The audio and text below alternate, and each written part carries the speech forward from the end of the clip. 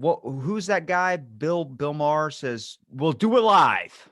Oh, that was I know you're talking about. It wasn't Bill Maher, but it was. I think it was a Bill. I actually have some of his books. He ghost wrote a couple of history books. Bill O'Reilly. Bill O'Reilly. Bill O'Reilly, Yeah, yes, yeah. the Screw anchor fuck that it. We'll do it live, right? Remember that? Yeah, exactly the yeah. one that everybody does not like for some reson. I'm like, all right. I mean, I guess it's hard to be a person that talks on the news. Like, we don't Right. have any Simpsons like characters that are on media. Like, we don't have anybody where it's like, or Russ Cargill of the EPA, where it's like, that's Right. the face of the thing. No, we just have like a Mm. bunch of people, and whether they say something they like or do something they don't like, and then we just choose that's what it is. Right. Right. The media is a fickle thing. You think they should focus on more positive things? It doesn't sell. It doesn't sell. It doesn't. Newspapers don't sell if you put something on the cover that says everything's great. I try to tell my students, I'm like, listen, we live in the least violent time period in world history. There are less wars. People are living longer. We're healthier. But you don't see those things. You just see the negative, because negative sells. People. I mean, I'm sure the highest rated segment on the newscast, I remember hearing this years ago, was the weather. And like when it's bad weather, the ratings go through the roof. And that's why they always have those little things, like they're like, oh, tomorrow should be rainy, but we're going to talk more about that later, because they want you to keep watching, keep hanging on Oh, to watch the weather at the end of the broadcast. that's So it doesn't interesting. sell. Is Yeah, it they is it can't sell also like commercial space. it's a survival thing too, though, right? Like, because I mean, if you're having bad weather, you want to know if there's going to be a tornado that's going to come, so people are always Oh, viewing in. I don't mean right. I don't mean like as in like emergencies. Like I'm sure if there was a tornado warning, that's going right there. But I meant in terms of like just a typical kind of uh, nonsense. Like, oh, tomorrow's going to be rainy. Do you need an umbrella to go to work? Come on, hang out later. We'll talk about it during my broadcast. You know what I mean? That kind of stuff. I want to know the No, person who they're targeting who's like really, really worried about if I need to bring an umbrella. Because even if it's right. hardcore hailing, I'm not wearing an umbrella at all, even in the slightest. Oh no, I used to be like that, man. I used to be. It's like 20 degrees where I am, and I used to be the kind of shorts and the t-shirt kind of guy, all weather. Now I'm sitting in my back room and I am shivering. I can't take it anymore. I can't. I'm gloves, scarf, umbrella, everything now. I've become that old man that I I was can't take the weather. I was getting crap where people were like, "You're wearing a hoodie all in a lot of your recordings that you're doing." Like, because I do a bunch of recordings in a day, but like it's me wearing a hoodie. I'm like, yeah, because I'm cold, man. I don't like Right, right. change a shirt for the recording, sure, but like I rather be Oh comfortable yeah, in a conversation than be uncomfortable. You know, where you start getting that like weird, right. awkward like pressure on your head where it's like, oh, I don't know what to say next. I don't know what to say. Well, you're like what are you like Jeopardy? How many do you do in a day? How many recordings would you do in a day? My record, or how many do I averagely do? Oh yeah, sure. What's your record? I've done a full on, think probably 18 in a day. Wow, jeez So Louise. that's about a 20-hour time period. I gave myself two Right. hours to work out and then like an hour for pee break and eat breaks. Oh my God, that's a heck of a job right there. The, I just don't know. the, I can imagine by the 18th one going, yeah, no, that's great. fucking, All right, yeah, keep tell it me, up. tell me more about your Whatever that coin th- collection. whatever that thing you do, that's good, man. I like it. There was Yeah, a point where I could get away with it though, where it was just audio. So then when I could do whatever I wanted. I could be like picking my nose. I could be, right, right. now it's video. So it's like people see they count how many times I bring like a drink up to my face or something. People go, "You look Nice. really tired today." I'm like, "Thank you." You Yeah. know what? Well, at least they're yeah. At Amazing. least they're watching. At least they're Yeah, watching. that's true. You know Watching the what? comment thing. Those are I'll take. I always say, it's when it's. I'll take a post that gets a lot of hate. I'll take a post that gets a lot of praise. But when it gets nothing, that's when I know I screwed up. I think That's when we I know. talked about it last time that you were on about like because I love first of all, Cosmic Comic History for everybody listening out there is an amazing page on Instagram. You turned it into a show yet? I tried. I tried to do that. I didn't have the. Oh, so I do have two aspects of it. I have what's called the Cosmic Minute, which I was gracious. I was not gracious. That came out wrong. I was humbly invited to join a show called the Comic Book Canon, And on Friday nights they have a great show, and they asked me. I was on as a guest, and I guess they really liked how it went, and they asked me if I could do like a recurring segment on the show. So I started to do something called the Cosmic Minute, which was really taking something I had either commented on or something I was interested in, really, and I expanded on it. But as you probably know, and just from being 20 years in the DOE, I talk a lot, so uh, it was a real challenge to kind of get it down to a minute. But I try. I usually go a little over, but I get it down to a minute. And then I started my own YouTube channel by the same name, Yeah, Cosmic Comic History. I wouldn't But even say like that you talk a lot on the aspect of like there's a lot about comics though, like information, like secrets, tips. Like I just found out I was right, watching an old art documentary. They were talking about how art and like advancements have kind of been throughout history. And it was all on the basis of a podcast I was listening to where a woman was talking, she was a scientist researcher that was talking about like climate change and all these things, about how we've kind okay, of reverted to now knowing a little bit more about all the fumes and trying to reduce our footprint a little bit. But she was talking about sure, like gas, and then she was talking about like nobody even remembers the era of the 80s when you were painting your baby's room with lead paint. And then she went even farther to talk about the paintbrushes and art that was used back in the day. And I was like, so a lot of artists back in the day, even with comic books where they were using the ink and stuff, what they do is a certain technique or trick is that you would lick the tip of your paintbrush and it hmm, would find the points. Well, when they find the point, that brush was layered with like lead paints and other things like that. So if you look at a lot of old photos, people were getting their hair falling out, teeth falling right. out, skin was just getting like all real pale and yellow. It was like so interesting for me to find out. Like, so when you start finding out history like that, trying to compress anything like that into a minute, I mean, for God's sakes, my all-time favorite movie, Green Lantern. I've been playing Injustice 2, which is DC, that whole fighting Hmm. back and forth. That whole there's movies off that game where it's like you can sit there on YouTube for 12 hours and watch the whole Injustice storyline over and over again. I Oh, want to right, know yeah. more about the Red Lanterns. I there's a character on Mhm. there that's part of the Red Corps. I want to know more about that considering I only know the green Um, one. oh yeah, I like the Rain Lanterns a lot. The Atrocitus and Dexter the cat, which is one of my favorites because he's a little kitty from Brooklyn that Yeah. gets a Red Lantern ring. But yeah, there's a lot of great stuff, and I do understand what you're talking about. How far things have come, and it is amazing, right? And I always think back to that line from Men in Black where he said they were talking about what they knew yesterday, what they know today, and just imagine what we'll know tomorrow. And it is amazing how many advancements we've made in such a really a short period of time. We've gone from essentially poisoning ourselves with mercury in our hats and lead in our paint to now, knowing just how to make these things without really those horrendous, terrible side effects, and Now, how far it's come. It's yeah, pretty cool. even also because you are a historian as well, even with the Right. fact of like as much as we've progressed and gotten better, do you also think that creativity seems to be slacking a little bit on the concept of like if you look back at all the things that we have now, like creativity wise, comic book era, like design superheroes, even Mhm. back in the day, they were so like some of them seem like they were so far ahead of the game, and now it seems like we're kind of creating the same concepts, but we're just doing it Right. in a different way, like maybe revamping the outfit or something like that. But like Superman, Uh, Christopher mhm. Reeves, dude. Right. I think the media likes like some formulaic things. They don't want you to deviate too far from it. If you watch any movie, it generally comes down to superheroes punching the bad guys at the end, right? But there's a lot. I think there's a lot of creativity out there, and that's something that over the course of my time now on social media that I've become really more aware of because I went in as that a superhero guy. That when I think of comics, I think of capes and tights and now I've been exposed to just all sorts of different books that I didn't know, existed. I'm a big fan of an independent series called The Watcher. I'm a big fan of a little independent series called Slowpokes, which is about genetically mutated sloths that are just murderous, and it's great. I mean, What? yeah, yeah, it's great stuff. And this is everything. This is comics in the time of COVID as well. So uh, get being able to purchase books, getting a PDF of it or a digital copy.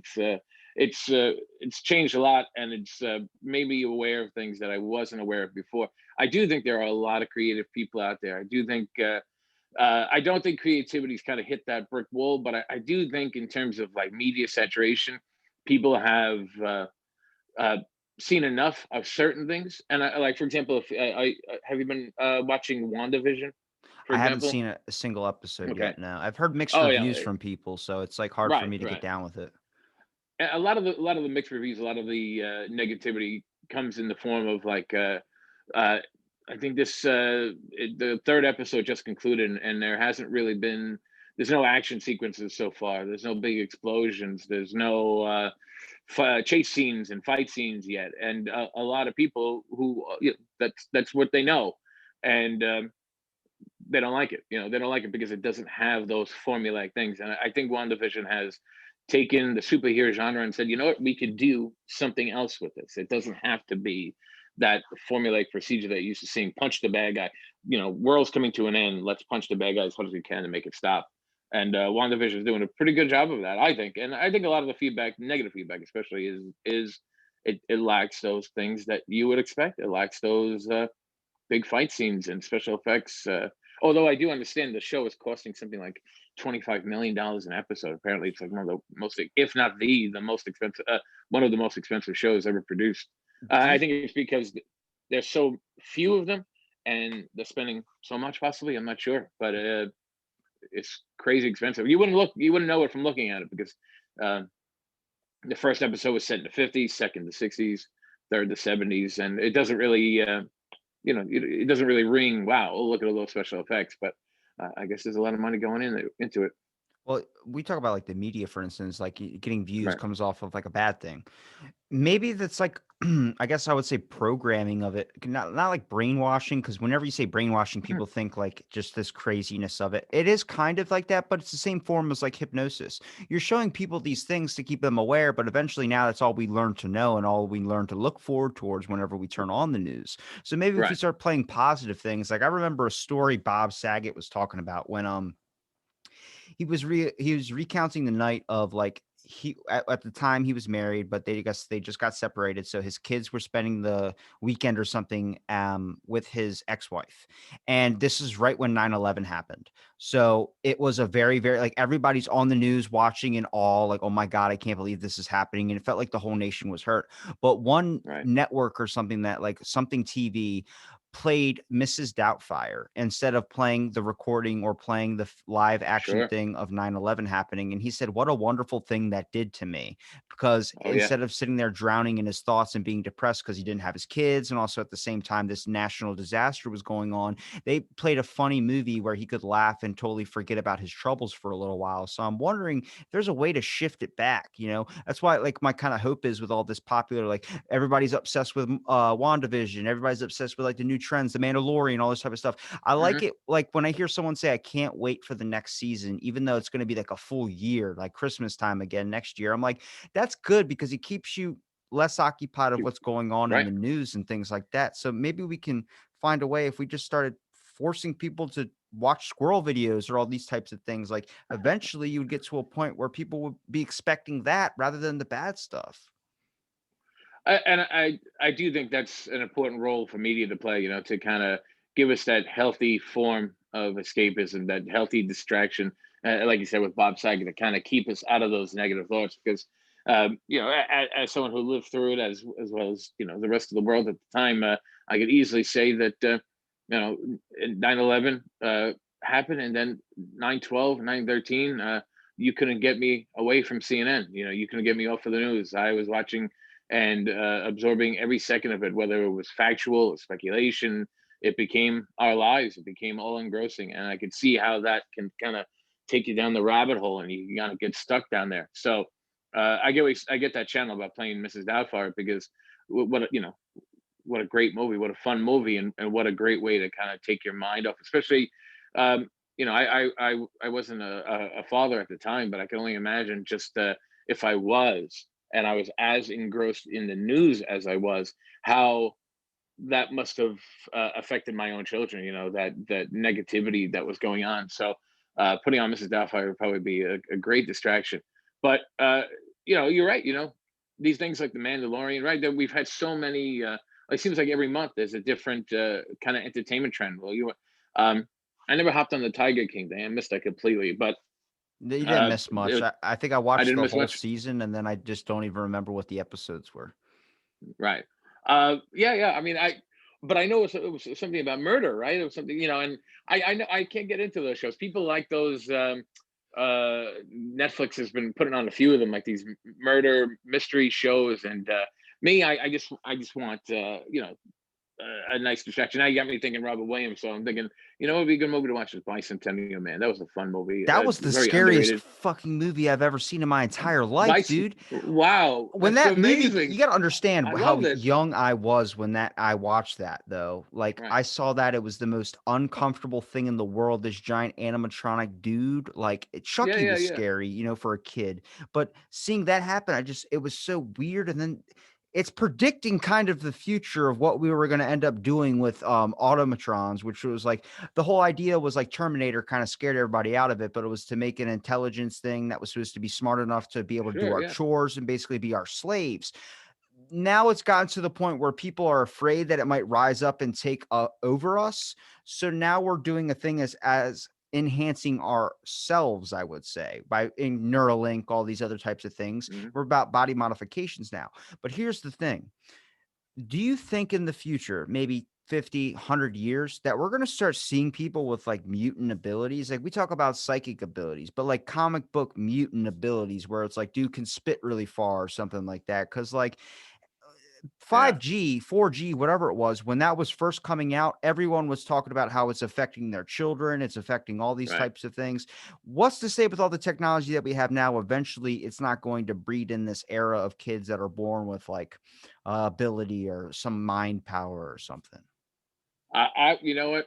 I First of all, I'd be really upset that that didn't happen in my generation, because I would totally love some kind of mutant ability. Whether it's being able to, to spit acid. I'll take spit acid. I'll take spit acid. I'll take anything. I'll take Cool. anything. Whatever mutation wants to offer me. Spit acid. I think there's a great mutant character named Forget Me Not, whose ability is to be completely wiped from your memory the moment he's not in front of you. You cannot remember anything he said, did. You don't even remember he exists. So I'll take anything at this point. But no, I don't see that. Uh, I don't see that happening. That would be pretty cool. I think that uh, you know there's a lot of media and paranoia, and people are always afraid of what tomorrow is going to bring. I'm pretty sure in the 1800s, when people first got on a train and were going 30 miles an hour, they thought the hearts were going to explode. I think people are always nervous about what tomorrow's tech is going to bring. Um, I know you hear a lot of that, especially with the comic book industry. People are really worried that the digital age will replace having comic books in print, and I don't think so. To an extent, I can speak for myself when I say that when I read a digital book, my first thought is, I want to have this, I want to hold it, I want to have it in my possession. But I'm not so concerned about tomorrow. I'm not so concerned. Maybe my kids will develop mutant powers. That'd be pretty cool. I maybe shooting little eyes things, or making bone claws come out of their hand. That'd be pretty cool. I'll take it. And then, but I'm not sure. I do think, but you're right in terms of the body modifications. And I think I remember reading an article a long time ago. I'll have to find it. It was said that the first person to live to 1,000 years old is alive today. And the idea is that we're getting so good at replacing body parts, or 3D printing a human heart, or lungs, or whatever it may be, that we'll be able to create these organs, and you don't have to wait for a perfect match, because they'll use your DNA, and they'll put it in the printer, and they'll create new organs for you. And I think that is a pretty cool idea. That I think that scares would me be a though, future I'd be because invested. the revenge aspect of things or trying to be better than someone is always in my mind on that concept. If you're Mhm. replacing parts of yourself to Revenge is make always on my mind as well. well, if you're Okay. thinking about replacing your body parts with robotics or something like that, and then someone else goes farther than you, like replacing an arm, replacing a leg, Mhm. replacing something like that, then you're going to keep replacing until the only thing really left is your heart and your brain. But then eventually at that point, you're like, those are holding me back compared to my other enhancements. So I might as well replace those. And then you're not yourself anymore. You're a robot species. There's an Right. amazing show I always mention called The Orville. So Oh the yeah, sure. yeah, the Seth MacFarlane show. Well, he talks about like Yeah. when they start discovering that all robotic race that's supposed to be superior than all other intelligence. And they go down there and they're like, you realize like in their center of their planet is a bunch of like, I mean, a whole species of whatever dead. They killed their whole Hmm. entire species, their creators, because of the concept of they realized that they were created and they wanted to be better than their creators. And I'm like, how far? And so like body modifications, body enhancements, it's gonna be like cyberpunk, where next thing you know, a dude gets in a car accident, flies right through his windshield, hits the ground, gets up, and then all his robotic enhancements just fix everything again. I'm like, Right. I'd rather have an era of super mutants and superheroes and stuff where it's like that dude robbed a bank because he's got laser vision, and that guy's a cop, but he's got the ability to read your mind or something. I'd rather have that Yeah. than an era where people can jump off like 50-story skyscrapers, hit the ground, and run like a freaking robot for my robot. I see what you're saying. I can see the trepidation. If it is coming, I'm no expert, but I'm going to predict 2 years, 3 months, and 1 day. Two No, I'm just years, kidding. But 3 months, one that's day. very specific, right? That's That's how down long it's going to to a take roller coaster. science specific. And 35 minutes. But I see that. Yeah, I can see what you're saying, like RoboCop-ish. That whole aspect of Bicentennial Man that really, the whole plot, of course, is that it's a robot with sentience and endeavors to be more human, and I could see how that fear could be a real thing for a lot of people. But on another note, you did bring up one of my the sad news of the Orville, right? He's not coming back to that. Who, He's not, Seth? Seth MacFarlane, yeah, he just kind of abandoned it. Didn't get canceled. They just he just not doing it now. He doesn't. The season 3 was supposed to be moved from Fox to Hulu, and then it's not going to materialize. It's not going to happen anytime soon. So Well, that yeah, just shows you what happens when the industry gets their hands on it and it just dies. yeah, yeah. I mean, I don't know. I'm putting a lot of that on his hands. Uh, in his hands. I think he could have kept going. I thought it was a great show. I said it was one of my favorite Star Trek shows because I always say Galaxy Quest is one of my favorite Star Trek movies, and now the Orville was one of my favorite Star Trek shows. It's a shame because they were bringing that social commentary back full force on that show, and with a great sense of humor. But at the same time it really did speak to the times, and I think it was it'll be missed. predicting the future in a way. Like Black Mirror was kind of the dude ended up stopped making the Mhm. show because the world was becoming too ridiculous. Well, I'm looking at the Orville, and half of the stuff of those episodes were like things that could be happening today. I mean, a lot of those things, Right, theories. I talked to an astrophysicist, and she was telling me there's a right, one where it was like there was a scientific thought in our history that based on your astral sign of when you were born was where like it would depend if you were a serial killer or not. So then people would just look at like if you were born in September, you were born under some certain I sign. remember that. Anybody born in yeah, that was an episode on the Orville. Well, that's an actual Right. thing that happened in our history. So I'm like, that Mm. show hit a lot of main things that really either brought Right, back right. old history or taught you new things that might occur. Yeah, I thought it was really clever for doing that. I thought it was just a lot of fun, and like you said, it touched on things, whether it was from the past or these are things that are currently going on in our country or in our world. I think the Orville did a great job of representing that and kind of taking it and making it silly at times, but also really at the end, like you can't. I think they really nailed home that the more you know message at the end. It was pretty good. It'll definitely be a show that I miss. I really should rewatch them. It's been a while since it's been years, right? Since the show's been on, at least 2 years probably. I just discovered it Yeah. on Hulu like not so long ago, so Oh, I've been okay. binging the crap out of it until I finished Yeah, it, and yeah. I was like, "Oh, they got to make another season of this." I hope they do. I hope everything I just said is completely wrong, and I hope all the reports of him walking away from it, or at least for the time being, are wrong, and we do get a season 3. It'll be a lot of fun. We just need more like it all goes kind of falls back to media a little bit like the comic book thing. Like when we talked last Right. time, comic books were still kind of in swing. It was before the pandemic and everything.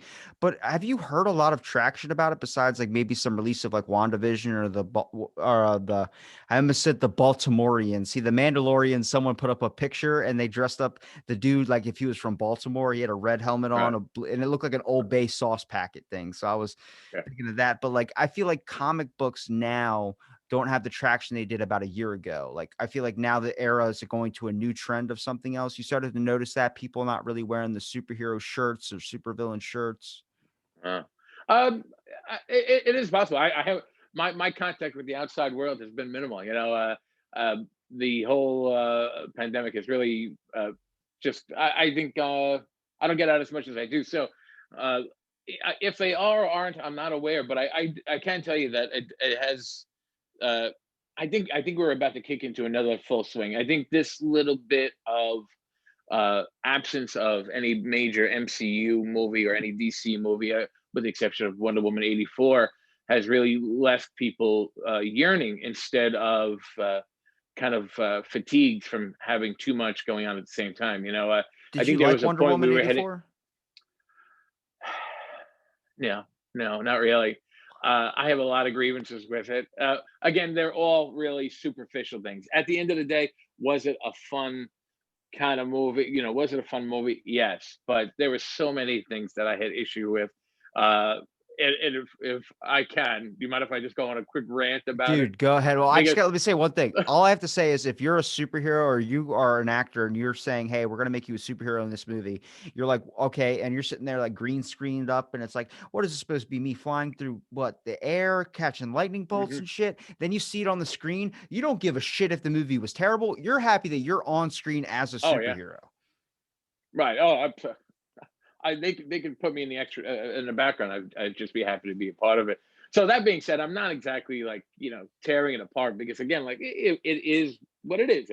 It's a fun movie. It's a nice superhero movie, and I really needed one. It had been a while since we had a real fun superhero film. But at the same time, there were certain things that uh, irked me about it. Its setting.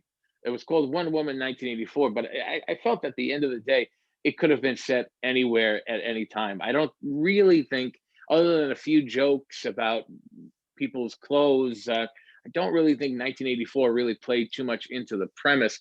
Uh, they when they showed their president, they didn't even have like a Ronald Reagan impersonator. It was just some random weird looking Weasley looking guy, and I think they really missed an opportunity to have like a Ronald Reagan impersonator, or more 80s music. I mean, this is Warner Brothers that was putting this movie out. I'm sure they have a library of music, and I don't remember listening to a single 1980s song in that movie. I don't remember a single one. I actually started to watch it the other day, and I was about maybe a half hour into it. I'm like, I don't think I've heard an 80s song at all. Um, I don't like how they shoehorned Chris Pine into it. He is fun. He's certainly like the joke to Wonder Woman's straight man routine, or straight woman routine in this case. But I don't think he added much to the plot at all. And without has it been out for a month? Am I allowed to do like spoiler? But without really, there's a point where she has to choose between saving the day and being with Steve, and she kind of instantly makes that choice, and she's like, "Okay, bye, Steve," and runs away, and you never see him again. You don't even see kind of. I mean, not to say that it would have made a difference anyway, but she just kind of quickly abandons him. And in regards to the villains, uh, I wasn't really sure. I was so happy to see Maxwell Lord up on the silver screen. A great character with decades of background and stuff they could have pulled from. And I do think Pascal did a great job of depicting him.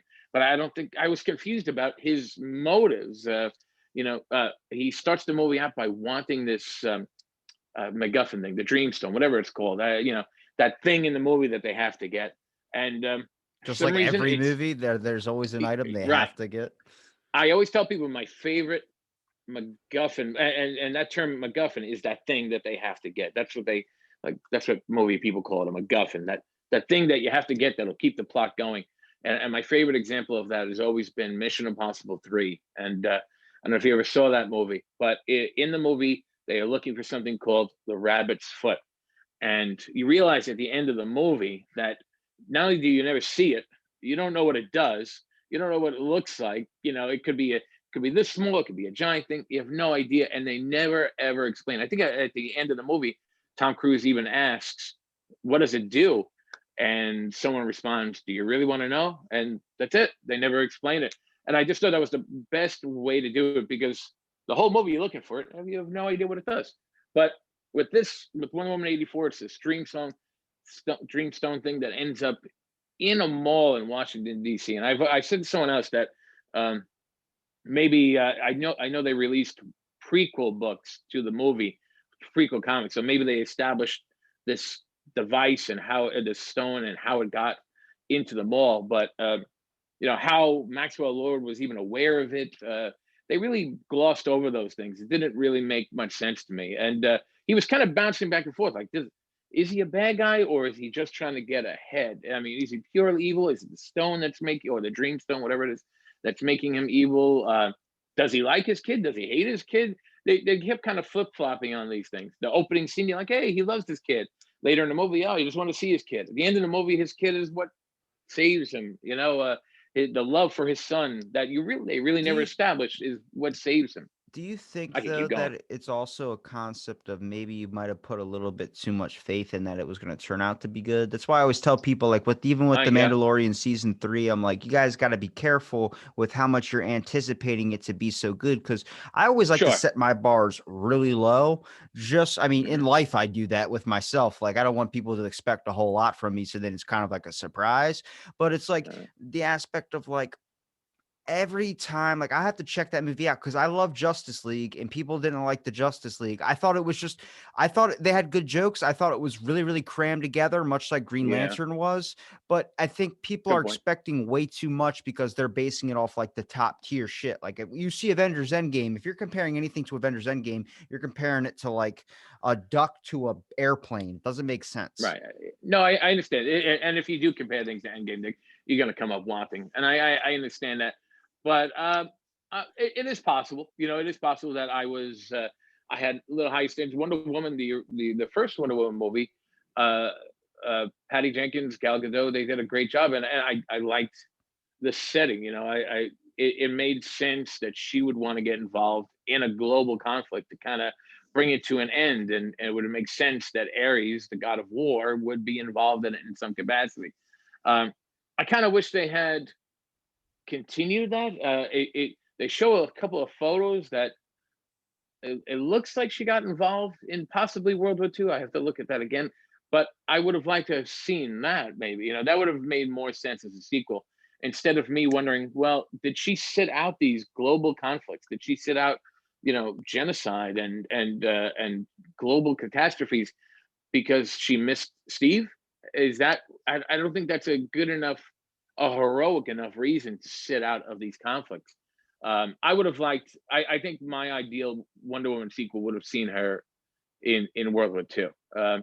I think they threw it into 1984. I think they were trying to hope, or at least hoping to cash in on some nostalgia, and I don't think the movie delivered in that aspect either. Um, and just maybe uh, left me, and I'm sure a lot of other comic book fans with more questions than answers. But the only, what I do like at the end of the movie, and I've always said this, is that I can't stand when they kill the bad guys every single time. A, it's not heroic, and B, you kind of shoot yourself in the foot because Cheetah didn't really get a lot of screen time in this, but she's one of Wonder Woman's most iconic villains.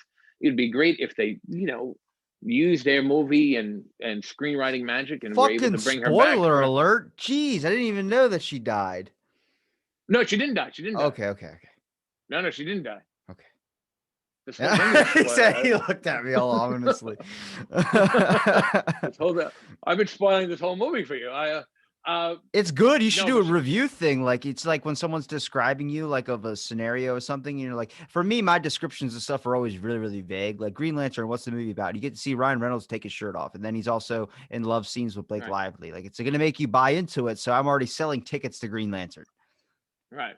I did enjoy the Green Lantern movie, but you said before that just like Justice League was cramped. It is too cramped. They.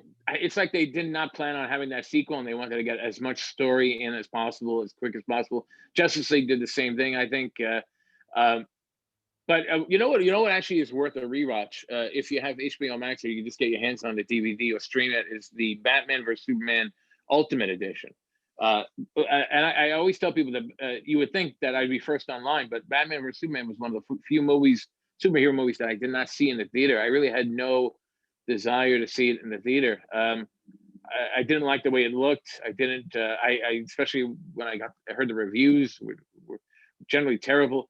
but the Ultimate Edition, which restored so much to the movie, made it a million times more enjoyable. Which is where I'm really, really hopeful with the Snyder cut that's coming out in May, possibly. I think I'm not sure.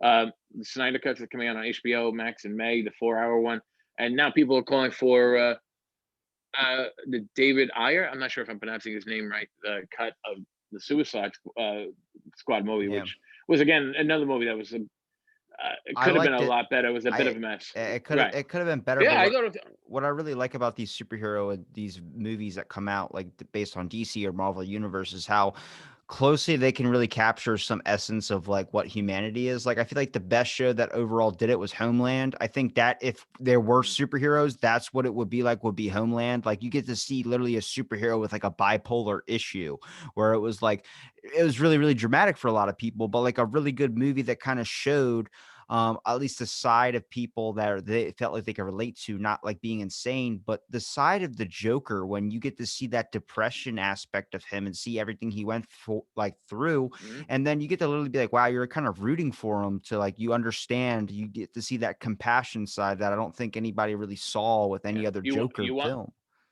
you wanted him to get Harley out of this. Yeah. I actually think that's my number one grievance with the movies that they and Jared Leto gets a lot of grief, but I thought he was a phenomenal Joker. He just wasn't the Joker people were used to, and that goes back to what you were saying about like kind of how uh, that evolving kind of mentality in terms of the media, what people are expecting.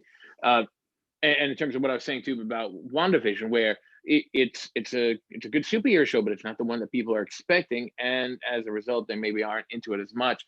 But the Joker, I thought Jared Leto's Joker was his like gangster kind of Joker was really entertaining. But I think they missed the mark in just not having him as the central villain.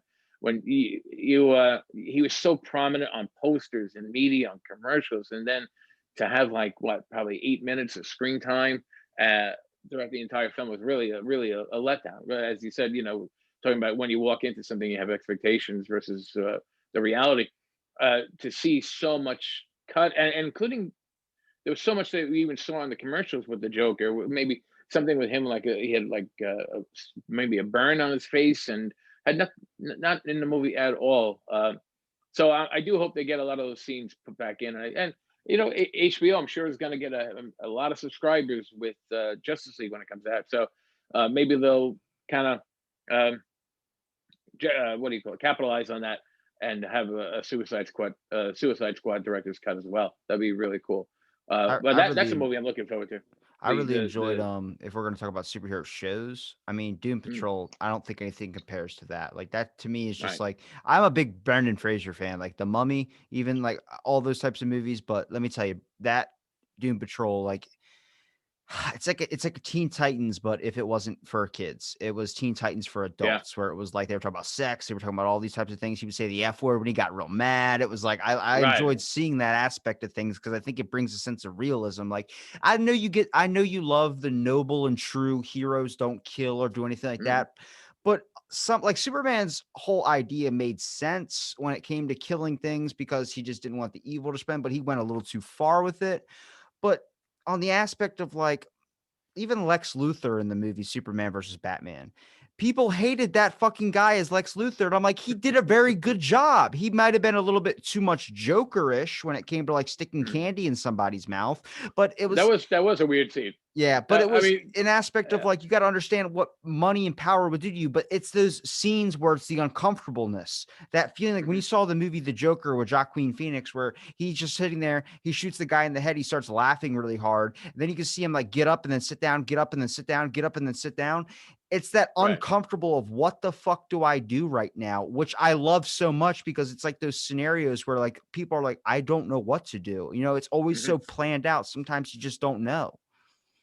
I do. Yeah, I get what you're saying, and both scenes do make you feel quite uncomfortable. Uh, the Joker especially, but that scene, I still to this day, that's etched in my memory. Him feeding the senator a Jolly Rancher.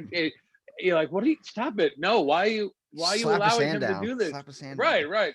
Just a weird thing, but. Uh, this Doom Patrol is really great. Season one is my favorite. Season two is good, and season two really just rolled with it. Like, all right, well, you thought season one was weird. Well, watch what we're gonna do now. This is gonna be even weirder.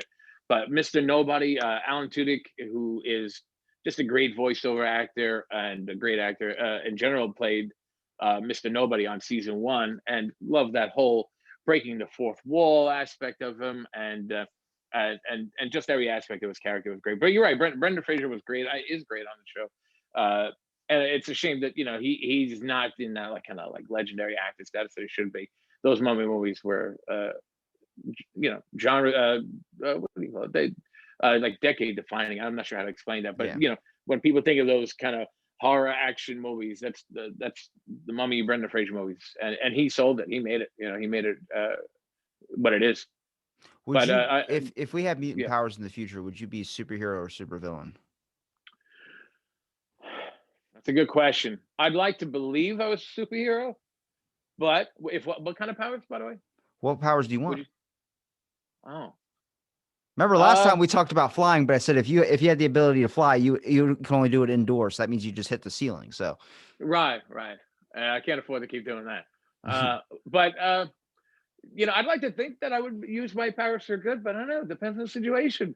I get cut off in traffic. All of a sudden, you see a car go flying through the air. I'm like, oh, I think But everybody's definition of a superhero now is probably like Hancock, where it's like you think you're going to be this, right. but eventually you just get sick and tired of doing the same stuff over and over again. Like I don't know how Batman keeps up like the solidified.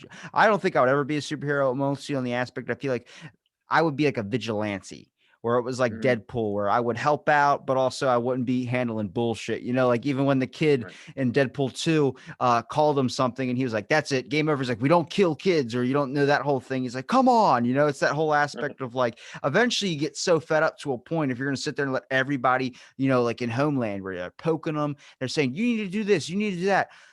You just saw that moment where it was like, you saw the kind of the energy suck out of him, and then he just laser beamed everybody down the line, and that was in his head. Oh, There's those the moments you would Homelander. have Right, if right. people are just jabbing you and poking you and treating you like crap when all you're doing is trying to help. That's why I liked Homeland so much, is because he didn't keep up with everybody's bullshit. I'm like, eventually aliens are going to come down here. They're going to make their presence known to us. And what are we going to do? Say, where were you before? If you created us, where were you before? And just keep yelling at them until eventually they just go, and then just Uh, start right. vaporizing us. I haven't watched the show yet because every time I put it on, my kids walk in the room, and that's not the kind of show I'm not a fan of censorship, but at the same time, uh, there are certain things I don't want to have to explain to my child as I'm watching the movie just yet. So I haven't watched the show just yet completely, but it does look phenomenal. People are raving about it, but It just shows a I'm different not too. aspect of superheroes. Like Yeah, we always expect them to be bold and true, and that's true. But right. even with the new Batman that's coming out, the Hmm. dude beat the Oh living yeah, shit out of them. I knew you were gonna reference that right away. The beating that guy takes. I mean, Batman doesn't kill. Well, I don't know. That guy's got to be dead because I That's think he his- just pummeled him into like dust. Like all right, geez. I mean, he is just one guy. He's probably not even that angry at him. Just imagine what he's gonna do when he's really really angry. But I do like that superheroes in the real world kind of situation. Whether it's boys, whether it's Watchmen, or that whole real world implication of superheroes. I always find that to be a lot of fun. I do. I don't think people are getting tired of it just yet. Like you said, that show's doing wonders on for Amazon Prime. Netflix, what they have the Robert Rodriguez, the kid movie. We Can Be Heroes. And Well, it's just hard because like Marvel Universe or whoever was it, Disney, that they did something with the new Spider-Man where there were conflictions with the new movie that was coming out or something like that. So then they just put a halt to it and pulled it all. So it was like you're not going to see that whole series that is going to get made just based on some directors like just fights or feuds that were going on. Like we were supposed to see a Spider-Verse movie, I thought, with all the old past Spider-Mans, Tobey Maguire and oh no, everything too. so as far as I know, that's still the plan. As far as I know, they've shown pictures of like Tobey Maguire. I don't think I've seen pictures of Andrew Garfield on set, but they showed pictures of Toby getting like a suit fitting of some kind. Uh, I wish I had kept that under wraps. That would have been like just an amazing surprise, but it's probably like the worst kept secret in all of the MCU or Hollywood.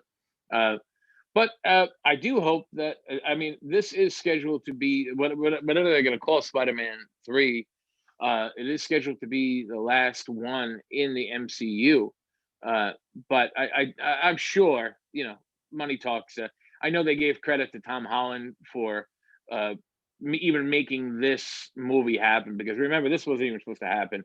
The deal between Sony and Disney was off, and people often give him credit for it. But I do think that's more of putting a friendly face on on a on something that is cold, like a multi-million-dollar deal.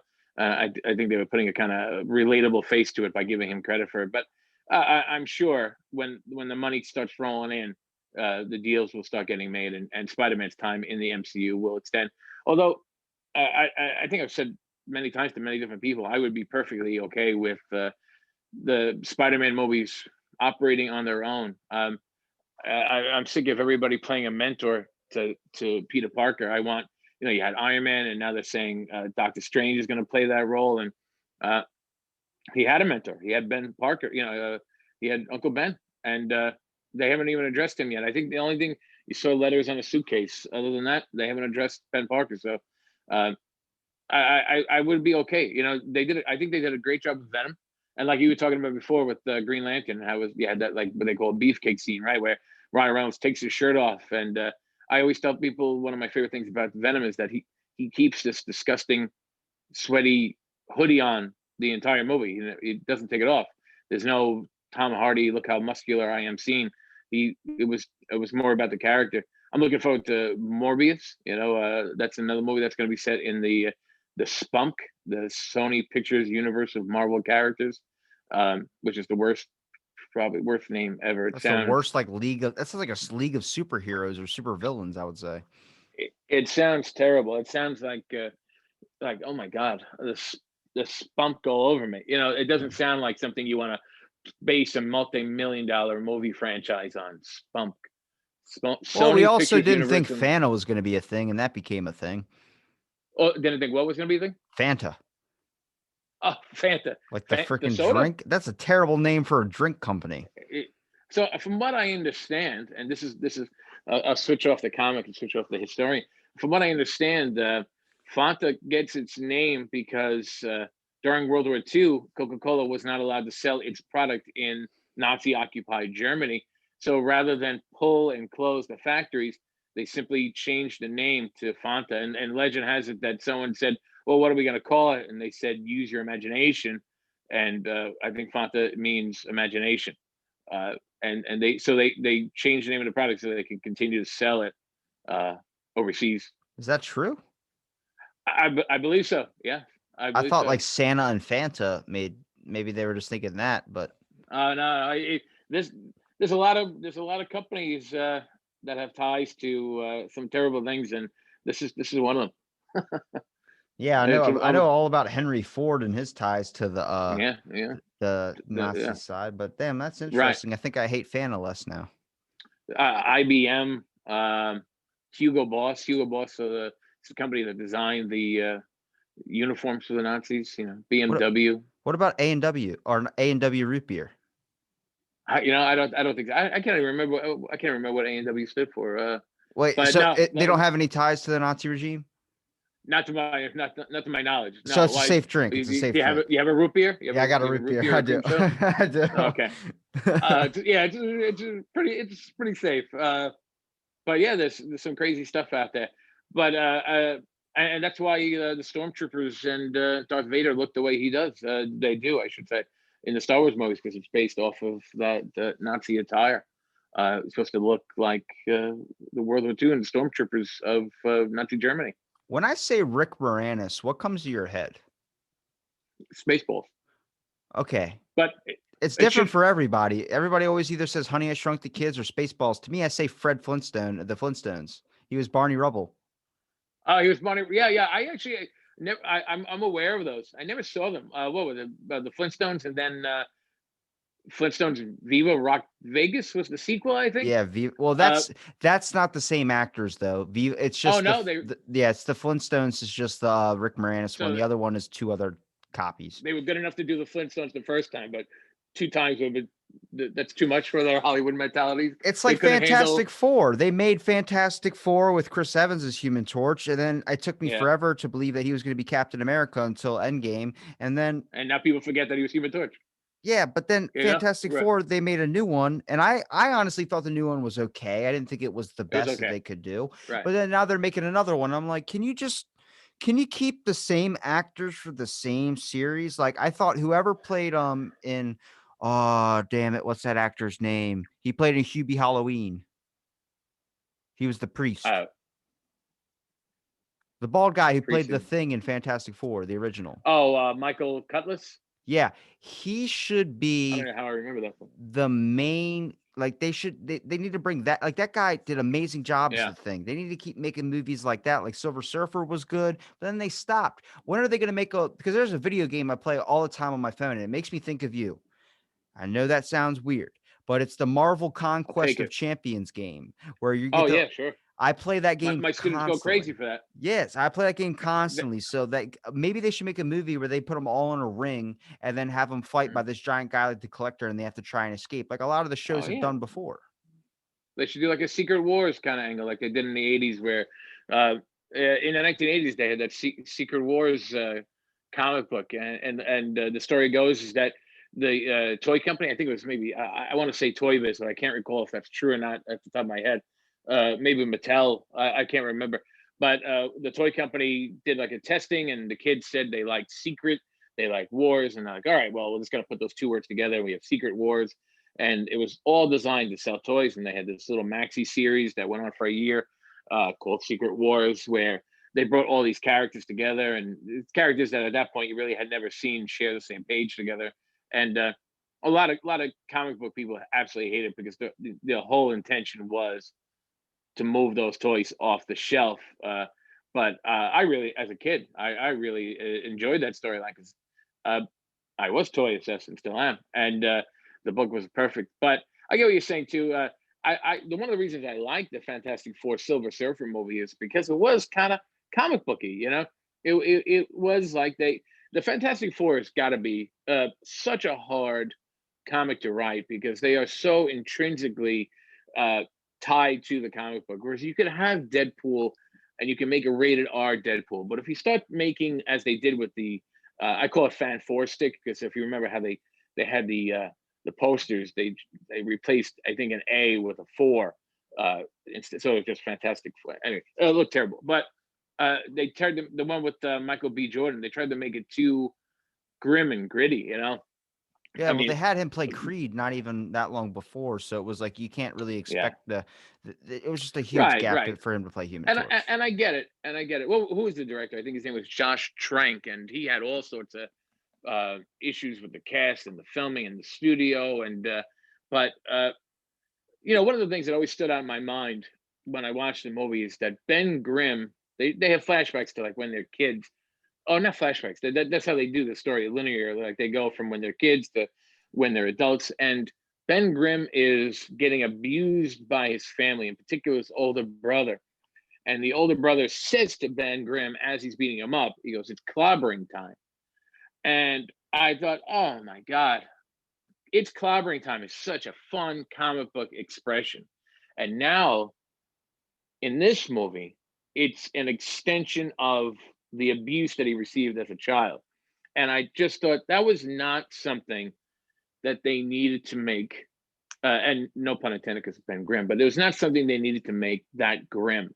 It didn't, there was no, it could have stayed fun. They were trying to give it an origin place to it. It's I weird because understand. we have a different perception on that. I think that was actually pretty Right. cool that they did that. But I guess Oh, being a yeah. longtime comic book fan from the originals, where I would Right. just kind of base in my intelligence and love for it off the movies, it makes sense to put that in there from like a if you're a new viewer aspect. But like Sure. Like, the why is he saying it's clobbering time? yeah, like having like a kind of like Okay. scarred past from it a little bit in a way, but like the same Yeah. aspect of things of like the original Fantastic Four, that a guy who originally played the Thing, he did it in such a better way where he would get mad, but he wouldn't be like punching everything and just be a pissed off 20-year-old. Like when I was watching the newer one with Michael B. Jordan, it was like I was watching a kid with teen angst where instead of punching things, he should have been listening to fucking Green Day. Like it didn't make sense that all was going Right. on. Uh, yeah, right. And a lot of things in the movie didn't really make too much sense. A lot of the choices, but I get what you're saying too. I could see, and it is going to be a matter of taste because there are some people who really like the movie. I think it's actually on Disney Plus now. They call all the because Fox had a lot of the films, and so now they call all the Fox films Disney legacy films. Oh no, excuse me, Marvel legacy films, the ones that are Marvel not. Legacy. Yeah, it's a kind of rolls off. It's better than Spunk. Spunk. So I'll take it. But I, they did announce the director of the MCU Fantastic Four. I don't know who it was, but they should have spent every dime they had to get Brad Bird to direct uh, Fantastic Four because he did the Incredible movies for Disney, The Incredibles, and I vote. And that was another thing. Just like I always say, Galaxy Quest is one of my favorite Star Trek movies. I always say The Incredibles is my favorite Fantastic Four movie because that is at its core should be about that family dynamic, you know. And although they probably will use Doctor Doom in the movie, I'd rather they didn't because Doctor Doom himself could carry his own movie. He's such That's a what I'm great, saying. Yeah, interesting character. they should Yeah, do one on Victor Doom. They should do a whole movie based on him, his yeah, castle, everything, and just have his whole thing. Like fine. maybe he's I being would a. I would go for that 100%. I want to But see if they that villain waste him, aspect.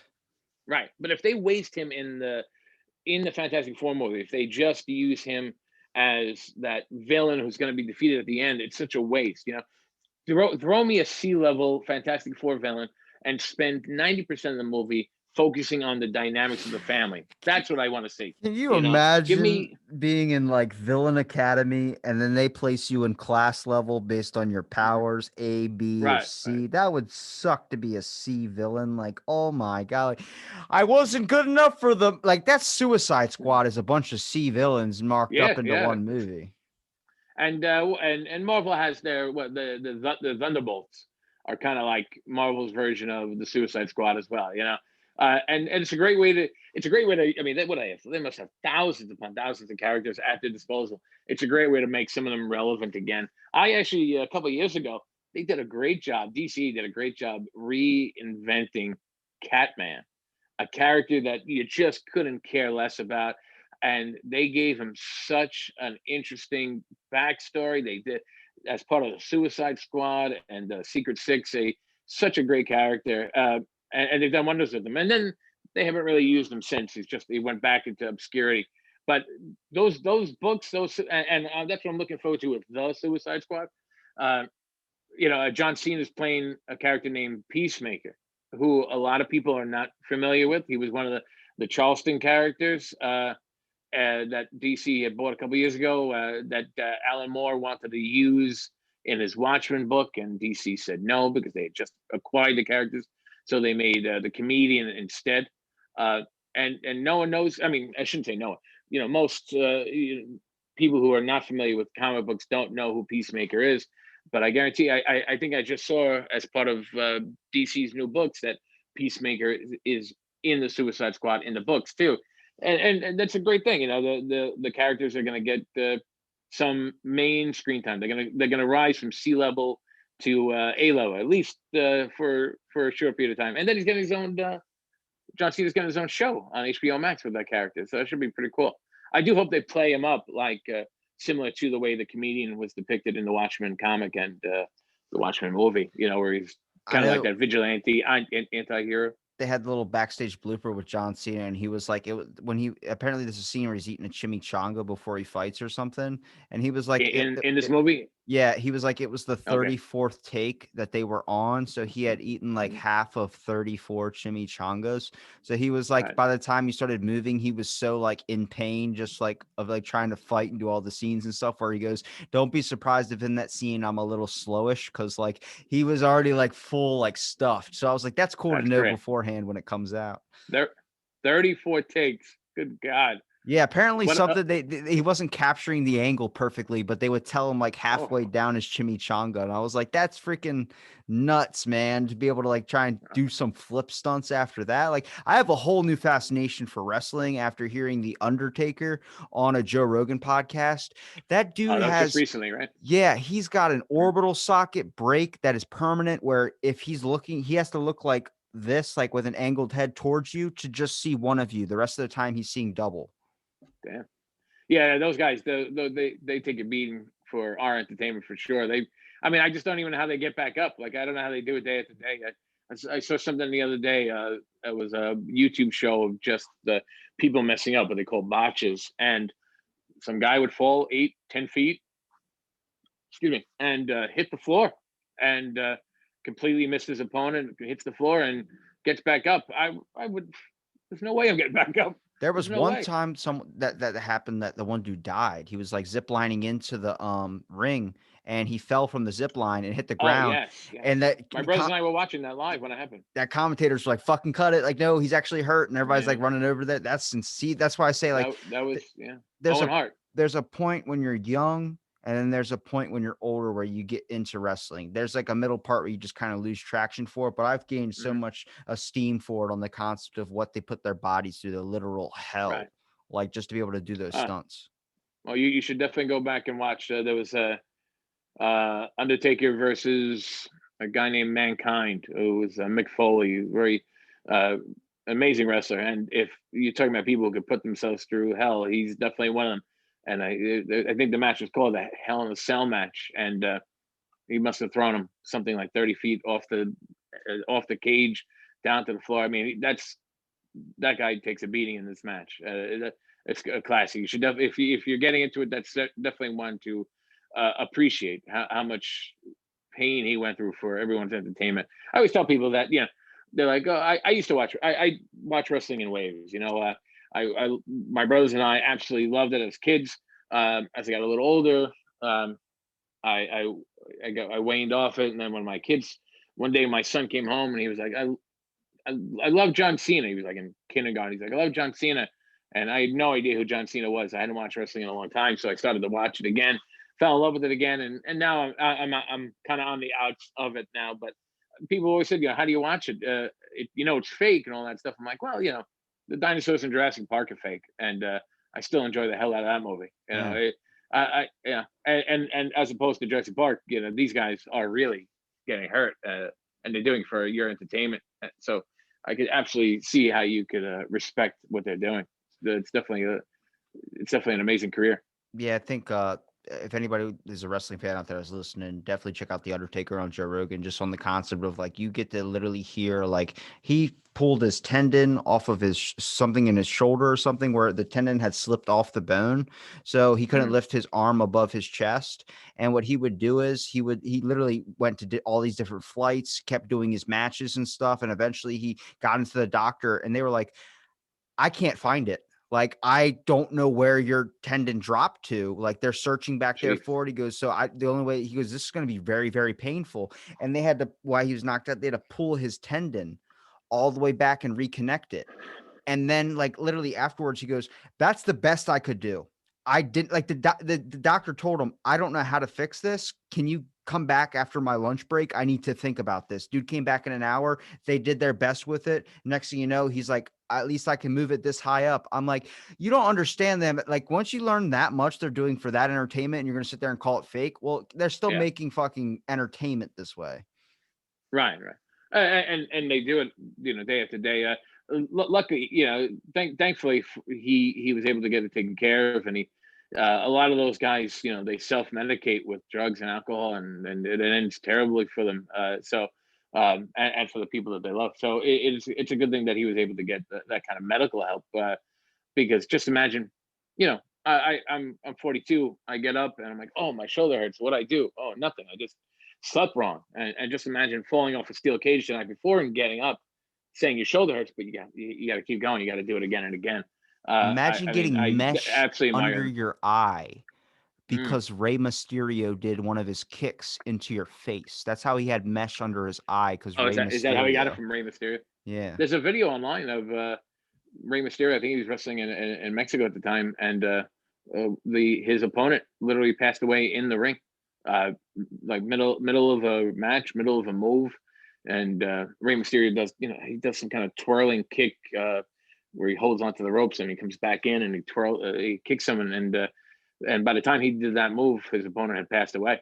Uh, and it's tough, man. It's an amazing thing. They should Um, do the Royal Rumble, but with like Marvel characters, but make a movie on it. Like instead of doing like Batman versus Superman, just have a bunch of people start putting in comments, like how Epic Rap Battles of History does it, where they're naming up people.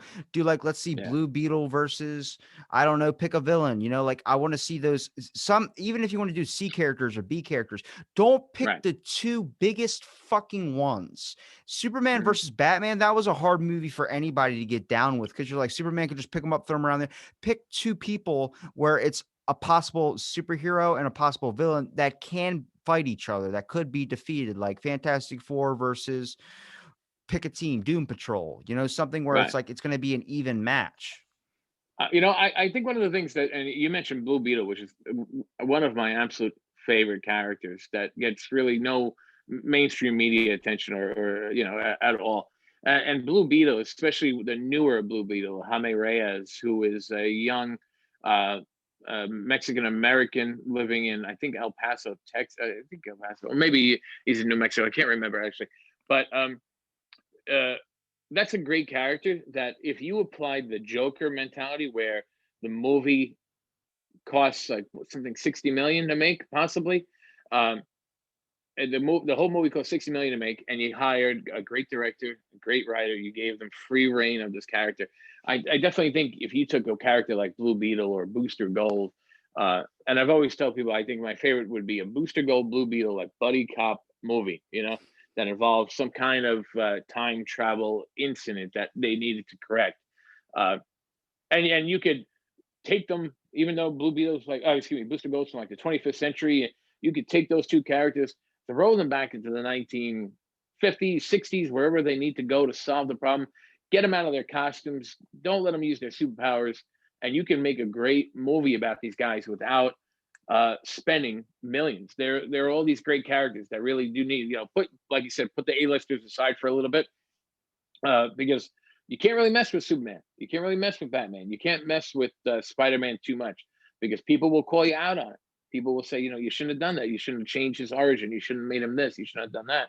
But with Blue Beetle and Booster Gold, you can do whatever you want, and Yeah, that's a I think very fans would just be happy to see him on the screen. You That's know? a very fine ice you gotta walk there, but let me tell you something, you can tap dance with fucking hockey skates when it comes to the Green Lantern, nobody gives a shit. I'm, like, the only super fan of Green Lantern where people are like, "Really? That's your superhero you're gonna pick?" I'm like, Mhm. "Yeah, No, yeah. that's the superhero I'm gonna pick. A dude's got a ring, and then that whole ring expands out to a whole whole 'nother universe." That and Shazam are my favorites.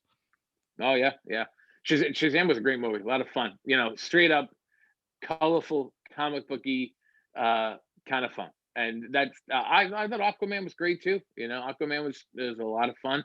Uh, I wasn't the I think anyone could have been Amber Heard's character. I don't think Mara was necessarily important to the plot. I think you could have had Willem Dafoe just continue his role in that character, as whatever character he was. I forget the name of his character, um, but Aquaman, Shazam, Wonder Woman, those I think those movies saved the DC EU, the DC extended universe. I think those movies, um, and I haven't heard much, but I do know they're making a Shazam sequel. I already forgot the Black Adam. sub. Well, yeah, they're making Black Adam for sure, but they're making a Shazam sequel. They already released it. I think it had the word "gods" in the title. I forget what it was. But Black Adam's gonna be a lot of fun, and that's something that they're playing around with too, because they're putting a lot of obscure DC characters in there, like Hawkman and Atom Smasher, and you can do whatever the heck you want with these guys because mom and dad, the average mom and dad have no idea. The average kid doesn't know who these characters are enough to care if you're changing their backstory, you're changing their appearance, you're changing their look. And me personally, as a DC fan, I'm happy to see that Hawkman is going to be in a movie that's going to be on the silver screen. I'm really happy about that. It's going to be fun. You give me credit for the amount of information I soak up in these podcasts, but dude, the amount of information you got in your head about fucking comics, oh my God. Oh wow, thanks. There is way too much. Yeah, I that's something that I've been doing a lot during the pandemic. I've been reading a lot, and um, I've been trying to expand my channel a lot. Well, lately I've sworn, and I got to keep doing this. That there are some people who follow like analytics and say, oh, what did well, what didn't do well. Me personally, I write about what I like or what I'm into at that moment, and if it's focusing on the movies, or if it's focusing on old books, or it's focusing on controversy, I like to write about things that interest me, and I've definitely had a time over the last couple of months to learn a lot, and to keep reading and keep growing in my knowledge. So That's I have a lot of fun with that. That's the same concept I roll with. I always tell people, like, when people are like, why do you have this? Are you just picking interesting people? I'm like, I'm picking people I want to talk to. I'm picking people I Yeah. want to have fun with. You know what I mean? Like, this is why I do these episodes. I'm not in it to, I could go, try months and months to get like some famous person on here. I'm good. I'd rather talk to Mhm. someone where I know I'll have a way better chat with and get to see like the light up of you telling me all about superheroes here. First of all, I'm already like I said, I have the comic book app downloaded on my phone, but I was scrolling all through last night of like what's a good comic to bring up where he might have some more information on it for me. Cause like I tell you, I'm a Green Lantern fan down to the core, but Right. there's no movies I'm seeing that are going to be made with the Green Lantern right now or anything that even deals with the Lantern core. And I'm like, that's a universe, that's a gold mine right there that people should be digging I agree. towards. And talk about diversity. You have characters that span the galaxy. You could choose a Green Lantern. I mean, you can make an anthology series where every week you're following a different Green Lantern and learning about, whether they survive or they don't survive. It doesn't matter. Next week you're going on to a different one, and it's a really untapped. And that is why they have to get away from that formulaic. I need that big hero. I need that big named action star to play my hero. You don't need that. I would watch a whole episode on Chip, which is the Green Lantern looks like a chipmunk. I don't know if you've ever seen that guy.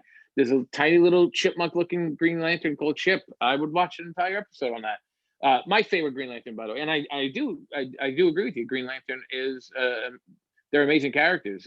I'm a John Stewart fan. I'm waiting for them to bring John Stewart to the screen, because when I think Green Lanterns, I think like intergalactic police, and when I think what better person than someone with military background? He doesn't have the flashiness and the bravado of Hal Jordan, but yeah, John Stewart is someone that you would root for. Ryan Reynolds in Green Lantern essentially played Ryan Reynolds. Yeah, Uh, John I Stewart's my Green Lantern. He's the one from the oh original yeah, Justice League cartoon that I used to watch all the time correct, as a right, kid, which yeah. is where I loved him so much. And he was great in that. And by the way, if you do the in terms of cartoons, it was only on for one season, but they did make a really nice. It was designed based on the art of Bruce Timm, who's the guy who created the design for Justice League and the Justice League Unlimited, and the whole DC animated universe, all the Batman shows and what have you. But uh, it was computer generated cartoon called Green Lantern, the animated series, and I think it's on HBO Max now, and that was great because it took Green Lantern off of Earth. I think one episode, maybe the first episode, he starts on Earth and then ends up in the far sector, just on the other side of the galaxy, and the Red Lanterns play a big role in that book, that show, and that was a really really good Green Lantern story. They canceled it just like they canceled Young Justice because the toys weren't moving off the shelf, and without the toys to sponsor the show, they pulled the plug on it. But uh, I mean, if Young Justice can come back on HBO Max and the DC Universe app, then maybe Green Lantern can too. So hopefully we'll see that one day. It's nice to know that like they're because like I was watching the Injustice 2 when they were telling the storylines and stuff, and you get to fight the Green Lantern versus one of the main Red Lantern. Who's the one that owns the cat? In the game, it's Atrocitus. Okay. Um, Atrocitus is like the first Red Lantern. he was transferring a ring to Hal Jordan based on he was just giving it to him to get his anger out. And I'm like, the green ring was chosen to find the person that would best suit it, the one that would have this Correct. sense of like truth to them. But then the rage ring, it was like he's just tossing them out like candy at a fucking parade where he's like, everybody takes a Yeah. rage ring, little kids take a rage ring. I'm like, I like that aspect that they, even though they have different meanings, they also have different qualities to like some are chosen and some are just give the ring or whatever it was based on just Mhm. because I could sense that everyone can fit this. Let's make our army as big as possible rather than choosing the correct, proper warriors. Yeah, I agree. Those and you can play around with the rings and the ring mentality.